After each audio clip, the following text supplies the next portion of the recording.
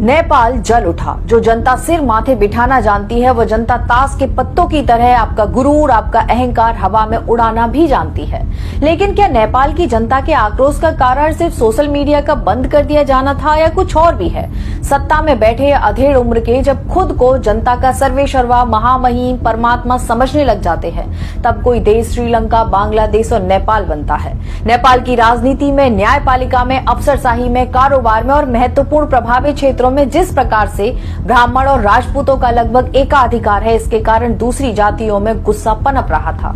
यह आंदोलन प्रतिनिधित्व की लड़ाई है, जहां आबादी के एक तबके की आवाज को सालों साल से दबाया जा रहा था। 2021 में नेपाल की जनगणना के अनुसार ब्राह्मण 11%, क्षत्रिय 16%, यानी कि कुल आबादी का 27% है।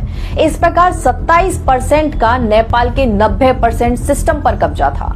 दूसरी तरफ विश्वकर्मा, रविदास, ढोली, मुसहर, डोम, खटीक, चनौत, ये जातियां 70% नेपाल की आबादी का हिस्सा हैं, लेकिन नेपाल के सिस्टम में इनका प्रतिनिधित्व मात्र 5% है।